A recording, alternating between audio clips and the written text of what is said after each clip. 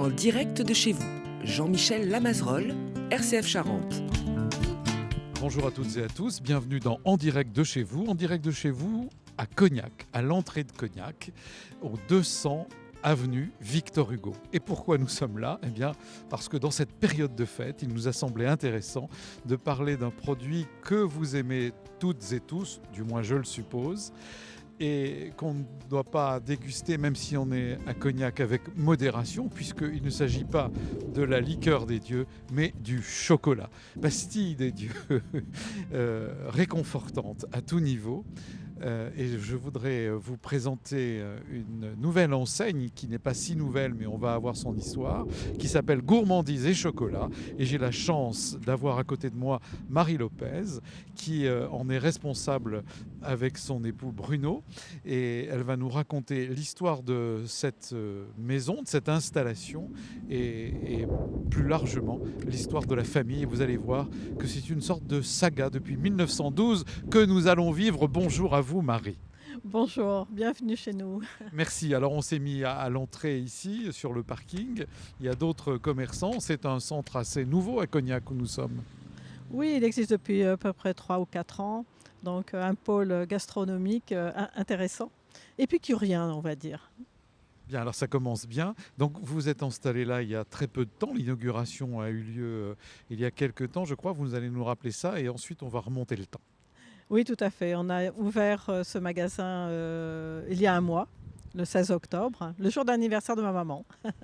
Une date symbolique pour nous. On était installé sur Jansac-la-Palud et aujourd'hui on s'installe sur Cognac. Bien, alors si vous voulez bien, il y a un peu de vent dehors, on va rentrer dans votre magasin, voilà, qui est une sorte d'endroit délicieux. Il y a déjà des photos de macarons, le bac à glace, etc. On est dans des couleurs vert, vert anis, qu'est-ce qu'on dit ? Vert anis et violet, ce sont Voilà. nos couleurs. Ce sont vos couleurs. Et puis il y a un très joli logo, on dirait, avec une couronne de France et puis des... La couronne de François Ier. Ah ben oui, forcément. La couronne de François Ier, nous sommes à Cognac. Vous avez eu peur que la salamandre mange les chocolats ou les fasse fondre, alors vous avez préféré la couronne. C'est cela, c'est ça. Bien, alors vous étiez à Jansac-la-Palud, mais votre histoire, elle commence en 1912 et pas du tout à Cognac. C'est le hasard de la vie qui vous a amené à Cognac par votre fils, vous m'avez dit en préparant l'émission. Oui, complètement. Mon fils faisait ses études à La Rochelle et s'ennuyait. Donc maman s'est rapprochée, comme toutes les mamans. Et en fait, lui, il est parti vivre au Mexique. Donc je ne l'ai pas suivi. Non. Et vous, vous êtes resté là avec votre époux. Voilà, nous sommes restés là et puis nous avons décidé d'ouvrir une enseigne ici à Jansac. Mais on vend les chocolats Mercier. Moi, je suis Madame Mercier Lopez. Voilà, d'accord. Alors, c'est justement de cette histoire qu'on va parler, parce que j'ai regardé des choses sur votre frère, qui est très connu dans les médias et dans le monde du chocolat. Vous avez plusieurs enseignes, enfin, sous le nom de Mercier d'ailleurs, hein. Et les produits qui sont ici sont des produits Mercier. Et le panneau que j'ai devant moi, où on va aller ensemble regarder, c'est l'histoire de la maison Mercier. Alors, si vous voulez bien, vous m'avez dit que vous êtes tombé dans la marmite étant petite du chocolat, mais depuis 1912, vous n'étiez pas là déjà à cette époque. Qu'est-ce qui s'est passé ? On est près de Bourges, je crois, hein, voilà, à Baugy. Nous sommes à Baugy, dans le centre France, très, très près de Bourges. En fait, c'est très émouvant de revoir les photos parce que c'est mon papa et ma maman donc, qui sont malheureusement partis aujourd'hui, mais qui ont fondé... Alors, c'est mon grand-père qui, en 1912, a fondé au départ une boulangerie-pâtisserie. Mon papa a repris dans les années 50 et lui s'est développé il a beaucoup amélioré la pâtisserie mais également le chocolat. Mon frère en 84, lui a repris, il s'est spécialisé vraiment dans le chocolat. Il est allé à partir de 80, ma mémoire me fait un peu défaut, mais je pense que c'est dans les années 90 où là, il a décidé de s'intéresser à tout ce qui est plantation. Il a fondé en 1922, si ma mémoire est bonne. Non, 1900. Non, pas 20. Non, 1900, excusez-moi. Non, c'est 2015, dans ces eaux-là, 2017, une ONG qui s'appelle les Chocolatiers Engagés. Et là, il s'est spécialisé vraiment dans les plantations. Et aujourd'hui, c'est son fils et sa fille qui animent complètement la chocolaterie, qui s'occupent à la fois de la fabrication et de tout ce qui est marketing, communication, etc. pour Pauline. Alors, les chocolats, on va le dire ici dans cette boutique, ils ne sont pas fabriqués sur place. Ah non, non, pas du tout. Ils sont fabriqués toujours à Bogie, d'ailleurs. On a 10 000 mètres carrés. On a avec nous 65 compagnons qui nous aident dans cette démarche. On a 10 maîtres chocolatiers que l'on a formés. Il faut savoir que pour former un maître chocolatier, c'est quand même 10 ans de formation. Donc, on a des agréments au niveau européen pour former des maîtres chocolatiers. Donc, quand on parle de chocolat, on sait de quoi on parle. On est vraiment... Je comprends et on va essayer de comprendre avec vous. Quand vous nous dites on a des collaborateurs et parmi ces collaborateurs et collaboratrices, vous avez 10 maîtres chocolatiers. Quelle est la différence entre quelqu'un qui travaille avec vous, qui fabrique peut-être les chocolats, puisque vous appelez des maîtres chocolatiers? La maîtrise, c'est 10 ans d'études, c'est un diplôme qui récompense, c'est vraiment une spécialisation. Le maître chocolatier, c'est quelqu'un qui maîtrise complètement son art. Ça, c'est important. Un compagnonnage finalement. Oui, c'est ça, c'est presque un compagnonnage. Alors, pour revenir maintenant à l'histoire de la famille, donc on se trouve devant ce petit panneau où on voit la maison telle. Ça ressemble un tout petit peu à une porte d'entrée comme les classes du 19e siècle, les écoles du 19e siècle, enfin ces maisons du 19e siècle. Hein. Et j'ai vu et j'ai lu que vous étiez effectivement toujours depuis 1912 dans le même endroit, à Bogie, et que vous avez racheté des choses. Enfin, il y avait des grands dépôts qui vous ont permis de vous agrandir et de perdurer sur l'endroit. Alors maintenant, votre frère, comme vous le disiez Daniel, qu'on voit facilement dans les médias, hein, si les gens veulent en savoir plus, ils tapent Daniel Mercier, Chocolat Mercier, et alors là, ils auront des vidéos. C'est quelqu'un qui passe comme vous très bien, et on sent qu'il a l'habitude. Alors lui, vous parliez de plantation, c'est-à-dire que ce qui m'a plu dans votre histoire, et quand Françoise Barbin-Lécrevis, qui nous a mis en lien, qu'on verra tout à l'heure autour d'une recette, autour du chocolat également, m'a parlé de vous, c'était qu'on ne parle pas simplement de la fabrication de chocolat et de la vente de chocolat, soit à Jonsac-la-Palud, histoire improbable comme vous avez dit, hein, où votre frère Daniel n'y croyait pas. Eh bien, c'est surtout, on part du produit et on arrive du produit, enfin du moins de la cabosse de chocolat pour arriver jusqu'au produit fini ici. Hein. Donc, on a bien compris cette trame. Qu'est-ce qui a pris votre frère pour créer les chocolatiers engagés et à vouloir aujourd'hui même acheter une terre au Mexique, au Yucatan, pour lui-même cultiver, bien pas lui-même, enfin avec une équipe de gens, le chocolat? En fait, un jour, mon frère s'est trouvé... Alors, c'était la passion du chocolat pour le Yucatan. Il s'est trouvé à partir là-bas pour acheter des cabosses sur place.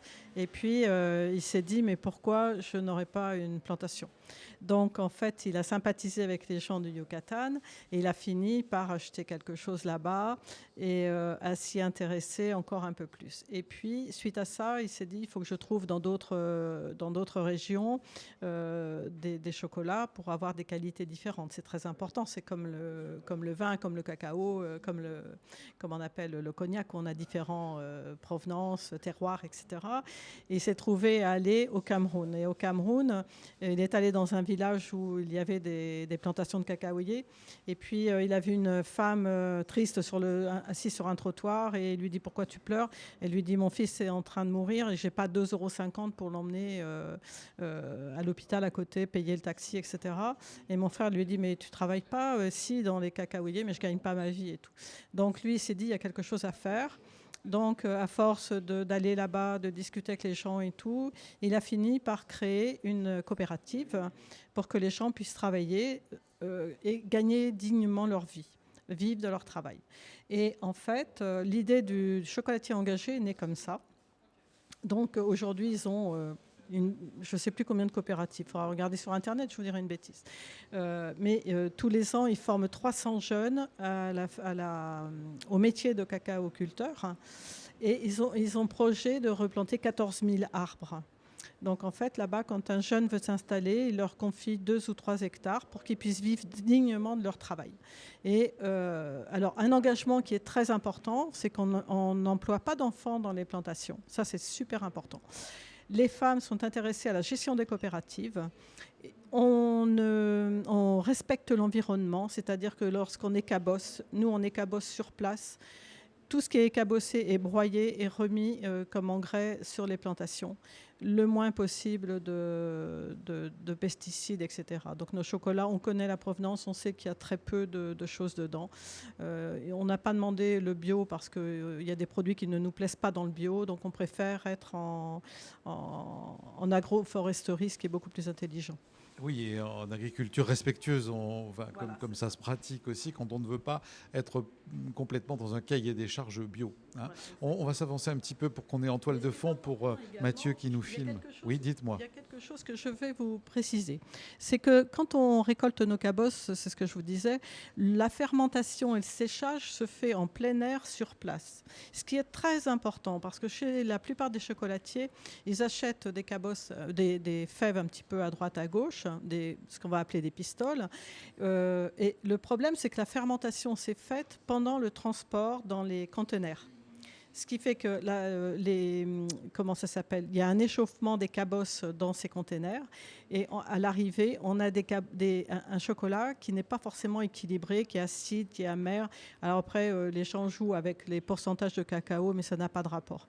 Ce qui est important, c'est cette acidité qui est vraiment désagréable. Chez nous, on a la traçabilité, on n'aura pas cette amertume.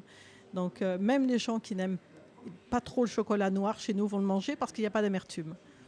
Bon, je comprends. C'est très intéressant ce que vous êtes en train de nous dire et vous donnez de l'humanité à ce commerce, entre guillemets, de la plantation jusque-là.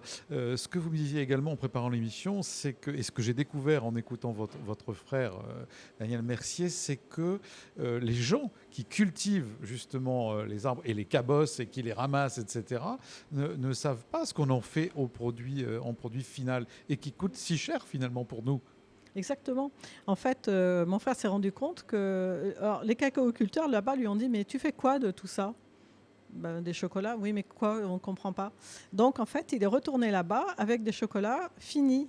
Et là, ils ont dégusté, ils ont trouvé ça magnifique et ça leur a donné encore un peu plus d'élan pour aller vers l'excellence. Et aujourd'hui, on a un produit d'excellence. Donc ça, c'est passionnant. Alors en creux, ça veut dire que nos industriels du chocolat, eh bien,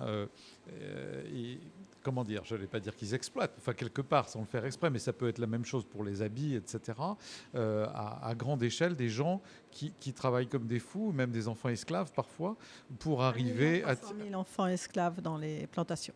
1 300 000 esclaves. À travers le monde, oui. Donc en fait, ces gens-là n'ont pas de scrupules puisqu'ils ne regardent pas, ils ne veulent pas voir. Quand on ne veut pas voir, c'est facile de fermer les yeux. Alors, quand on va dans vos chocolateries, on va en parler un peu, ou dans vos magasins, vous savez évidemment d'où vient le produit, puisque vous le suivez, et tous ceux qui sont des chocolatiers engagés savent aussi d'où vient le produit, et ils ont une totale traçabilité. Voilà, c'est ça. Et c'est pour ça que c'est important de faire le distinguo entre les petits chocolatiers et puis tous ces grands faiseurs qui vendent un prix. Oui, c'est ça, c'est ça. Et vous pouvez aussi suivre le prix du chocolat. J'entendais votre frère dire, mais on nous dit toujours payer le prix juste. Mais quand on leur dit payer le prix juste, c'est nous qui fixons le prix du prix juste envers eux. Et là, l'impression que j'avais en l'écoutant, c'est qu'il y a un dialogue entre les planteurs de cacao et votre frère et les chocolatiers engagés pour ensemble voir quel prix vous allez acheter leurs produits. Oui, complètement. Donc, bien sûr, on suit les cours mondiaux, mais on fait en sorte que les planteurs soient payés vraiment de façon équitable et puis qu'ils puissent vivre dignement de leur travail, parce que c'est un travail titanesque, donc il faut vraiment que ce soit équitable. Donc, tous les prix sont discutés ensemble avec les directeurs des comment on appelle, aidez-moi, des coopératives, etc. Il n'y a pas un prix qui est défini par l'acheteur, absolument pas. Très bien. C'est vraiment très important. Alors, revenons. Et aujourd'hui, notamment au Cameroun, les jeunes reviennent dans les plantations travailler parce qu'ils gagnent dignement leur vie. Et la preuve en est, c'est qu'il y a 2 mois de ça, Daniel a été décoré de la Légion d'honneur. Et les gens du Cameroun sont venus pour cette remise de médailles. Mon frère les avait fait venir. Et en fait, ils nous ont dit, ne sachant pas qui j'étais, je ne me suis pas présentée, on est heureux parce qu'aujourd'hui, on vit dignement, on a des maisons dignes de ce nom et on est très fiers de notre travail. Alors, moi, j'ai trouvé ça fabuleux. Bien, et puis c'est tout ce travail, tout cet investissement et tout l'âme que vous avez mis dedans qui est important. Alors maintenant, ça y est, on a compris comment ça fonctionnait pour vous, en tout cas, à la Maison Mercier et aux autres chocolatiers engagés. Qu'est-ce qui se passe avec le produit? Vous avez parlé de séchage, etc. Racontez-nous l'histoire jusqu'au moment où ça arrive chez vous. Sous quelle forme, de pistoles ou autre? Comment vous fabriquez vos chocolats? Parce qu'on va déambuler un peu dans votre magasin avant que Françoise Barbin-Lécrevisse nous donne une recette avec du chocolat. Alors Marie. Donc, en fait, moi, au niveau de tout ce qui est suivi, moi, je sais que les pistoles arrivent chez nous, prêtes à être utilisées. Toute la partie fabrication, je suis un peu... On a compris que ça séchait. Oui, complètement. Mais nous, on reçoit chez nous les pistoles et après, on transforme. Et nous fabriquons tous nos intérieurs. C'est-à-dire que vous allez acheter un praliné ou une ganache chez nous. C'est nous qui les avons mis au point. Pour mettre au point un chocolat, c'est 3 ans de travail. Puisqu'on va commencer à faire l'intérieur avec ce que l'on a pensé comme saveur. Et là, on va les faire maturer avec différentes dates. Après, on va mettre plusieurs enrobages pour voir quel enrobage se marie le mieux avec l'intérieur que l'on a imaginé, jusqu'à ce qu'on ait l'accord parfait, le mariage parfait des produits. Donc, c'est un travail titanesque. Alors ça, ce sont vos maîtres chocolatiers, comme il y a des maîtres de chez qui font l'assemblage des cognacs dont vous parliez tout à l'heure. Voilà, très bien. Et alors, c'est très difficile parce que, vous voyez, on est en comité de dégustation, donc c'est très difficile. Je comprends que c'est difficile. Ça doit être très pénible d'aller déguster tous ces chocolats. Alors maintenant, quand on est dans la boutique, on va avancer un peu. Alors je vois des macarons, effectivement. Mais alors, ce qui m'a pas surpris, mais je pense que maintenant les chocolatiers font tout ça. J'ai vu qu'il y avait du saucisson au chocolat, du camembert au chocolat. Évidemment, ce sont des présentations ce que je veux dire, c'est qu'en dehors des produits classiques qu'il y a dans vos rayons, il y a aussi de l'invention. Ah, mon frère est très très inventif. On en parlait hier. Un jour, il va sur un salon en Allemagne, et il découvre un monsieur qui avait fait des petits sujets de jeux d'échecs. Et il s'est dit, tiens, c'est marrant ça. Donc, il a imaginé ici tous les jeux à croquer, c'est-à-dire que vous avez aujourd'hui des dominos, du poker, un jeu d'échecs, un jeu de dames, des petits chevaux, un jeu de loi sur le thème justement du chocolat au Mexique. C'est passionnant. Mais alors moi, je suis admirative de mon frère parce qu'il a une idée par jour. Il ne peut pas tout développer, mais il a une idée par jour. Il a imaginé donc le camembert. Un jour, il s'est dit, il était amoureux des boîtes Le Petit avec la couleur rouge et beige. Et puis il s'est dit, tiens, je vais faire un camembert qui puisse entrer dans cette boîte, dans une boîte un peu pareille. Et puis, donc, il l'a développé. Ça a mis 2-3 ans avant qu'on ait vraiment quelque chose de croustillant. Je vais vous le faire goûter. Et en fait, un jour, il est appelé par la maison Beignet qui dit, mais attendez, vous avez plagié notre camembert? Alors là, il est convoqué par le grand PDG et tout. Il a amené des camemberts. Il lui dit, écoutez, j'ai pas voulu plagier parce qu'il n'y a pas de lait, il n'y a rien dedans. C'est pas la même chose que vous. Mais c'est vrai que moi, j'aimais bien. C'était le. Oui, il a pris la boîte en fait. Voilà, mais c'est même pas. Il avait transformé la boîte, mais il avait gardé un peu les mêmes couleurs. Mais à l'époque, c'était la même couleur que notre logo. Et monsieur, alors je sais plus, c'était pas monsieur Beignet, je sais plus quel était le PDG, et qui a trouvé l'idée très amusante et qui en a pris à vendre dans ses magasins d'usine. En fait. Oui, bah c'est vrai que là, et alors les jeux dont vous parliez, je vois le jeu de domino, jeu de dames, ils sont à croquer. Aujourd'hui, c'est un peu transformé, il est devenu en petite taille, non, en grande taille. Oui, c'est une grande taille que vous Ça, nous c'est à présentez. partager, Alors ceux qui nous écoutent à la radio ne le voient pas, mais on va se dire que ça fait 3 ou 4. C'est la taille d'un brie. Ah, c'est de la taille d'un grand brie, oui, Voilà, exactement. hein. Ouais, exactement. Oui, je parlais des jeux. Là, je vois le jeu de domino, le jeu de dames. Comment ça se présente dedans? C'est-à-dire qu'on mange le jeu? Alors vous mangez tous les pions. Vous êtes maline quand même et malin parce que on achète un produit, on joue une fois avec. C'est un jeu complètement éphémère où tout le monde gagne au niveau du palais. Oui, c'est ça. Mais alors on se bagarre pour gagner, là, du coup. Oui, alors effectivement, le jeu en vaut la chandelle, entre guillemets. Et puis, bien sûr, alors, il y a tous les chocolats qu'on voit d'habitude, les pralinés et autres. Dites-nous un peu ce qu'on peut trouver dans cette période de fête. On a des choses extraordinaires. On a les escargots qui sont avec un praliné extrêmement goûtu. C'est un praliné à l'ancienne, en fait, qui a beaucoup de mâche. Mais vous avez ici, dans les ganaches, des choses extraordinaires avec un poivre de Timut, avec un yuzu, avec...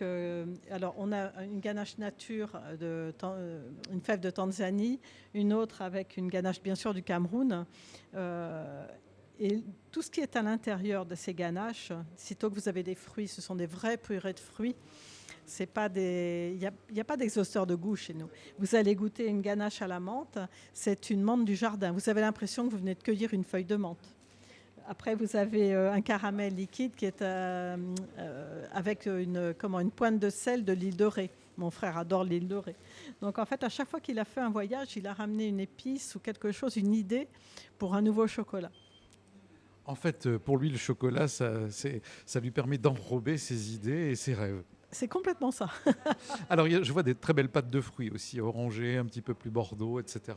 Vous faites aussi ça, évidemment. Donc, on trouve tout ce qu'on trouve, mais avec votre pâte si particulière. Il y a même pour les enfants des petits oursons. Donc, il y en a pour tous les goûts. Surtout pour les grands. Les grands mangent plus d'oursons que les petits. C'est vrai? Ah, je ne savais pas. Oursons guimauve, oui, complètement.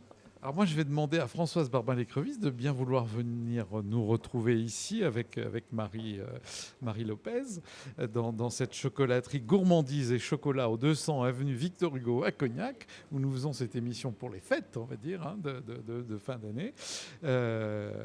Vous avez connu Marie et Bruno à Jean-Sac-la-Palu. Absolument, à Jean-Sac-la-Palu. Et je ne les quitte pas, hein, je les suis à la trace. Voilà, oh oui, dès le Alors début. vous qui êtes une chroniqueuse gastronomique, qui écrivez des livres, etc., des petits traités du cognac et autres, qui êtes une spécialiste, vous avez lié une amitié particulière avec ces chocolatiers. Vous les trouvez à la fois particuliers de A à Z, c'est-à-dire de la culture jusqu'au produit fini. Complètement, c'est une qualité exceptionnelle, donc dans tous les domaines qu'ils peuvent créer. Et donc on ne peut que tomber amoureux des chocolats et puis des patrons hein, qui sont extrêmement sympathiques. Alors ça ne gâte rien. Je confirme, je confirme. Alors qu'est-ce que vous pourriez nous proposer, Françoise, pour les fêtes comme recette avec du chocolat?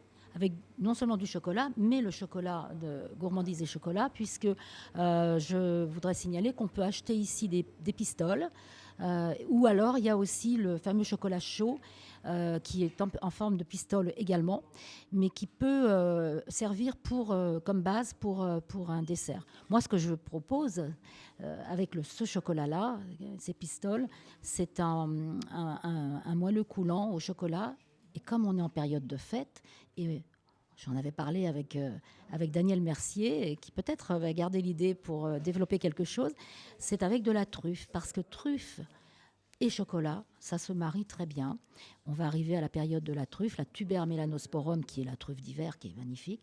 Et donc, avec ces pistoles de Gourmandise et Chocolat, il en faut 80 grammes pour faire 4 portions qu'on met à fondre au bain-marie. On va ajouter 70 grammes de beurre doux. Et puis, on va fouetter 2 œufs entiers avec 60 grammes de sucre jusqu'à ce que le mélange blanchisse et gonfle. Et on va préparer 4 cercles ou 4 moules qu'on va chemiser. Si ce sont des cercles, on va les chemiser de papier cuisson, posés sur une plaque couverte de papier cuisson également. Et on va incorporer le chocolat fondu et le beurre aux œufs qui ont été fouettés avec 30 grammes de farine. Ça fait 3 cuillères à soupe rases, délicatement. On va répartir dans les cercles.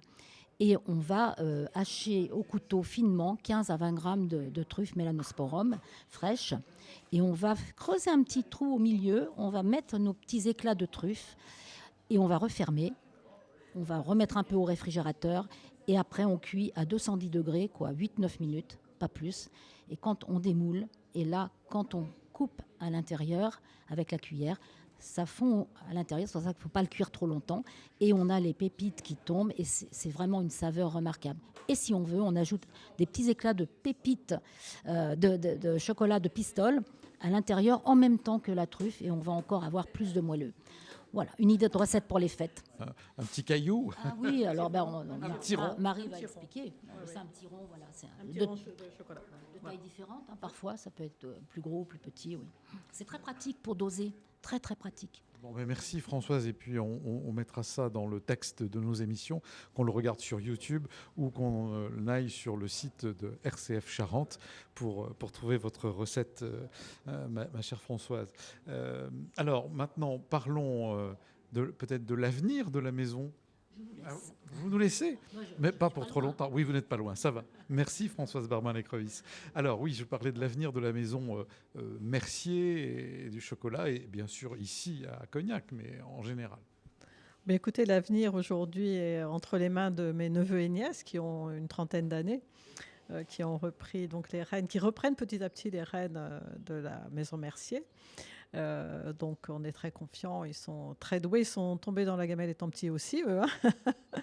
Ils sont nés dedans. Et quant à Gourmandise et Chocolat, en fait, eh bien, on va transférer dès le 1er janvier le magasin de Jonsac définitivement ici et rester sur Cognac. C'est plus facile d'accès. Et, voilà, les gens préfèrent, je pense, venir à Cognac. Avec toujours de belles idées à venir, et puisque votre frère et puis vous-même, hein, vous n'êtes pas dénués tous d'originalité, mais avec sérieux. Ah oui, oui, toujours. Très sérieux. Je voudrais juste donner la parole 2 secondes à Axel Bouillet, qui est derrière le comptoir et qui navigue entre un espace privé, le chocolat, et puis nous, et qui a un grand sourire et qui nous a accueillis. Et je voudrais la remercier. Bonjour Axel. Bonjour. Alors, qu'est-ce que vous étiez habitué de travailler dans les chocolateries, ou c'est une découverte pour vous? Parce qu'il n'y a pas longtemps que vous êtes arrivé, forcément, ils viennent d'inaugurer. C'est ça. Alors non, moi j'ai fait 3 ans d'alternance dans une chocolaterie à Bordeaux. Et donc en revenant dans le coin, je voulais vraiment retrouver ce milieu-là parce que c'est agréable de travailler dans les chocolats. Donc non, moi je suis vraiment contente d'avoir pu intégrer cette entreprise. Oui. Bien, donc vous êtes comblé ici. Ah oui, exactement. Merci beaucoup Axel. On vous souhaite à toutes et à tous de très bonnes fêtes. Merci à Marie, merci à votre époux. Vous saluerez votre frère Daniel, qu'on espère rencontrer un jour. Et puis longue vie à Cognac et autres lieux dans votre chair. C'est ça. Et jusque maintenant en Charente. Voilà, exactement. Merci à vous. Je vous en prie, à bientôt. Et puis moi je vous dis à la semaine prochaine pour une autre émission d'En Direct de chez vous.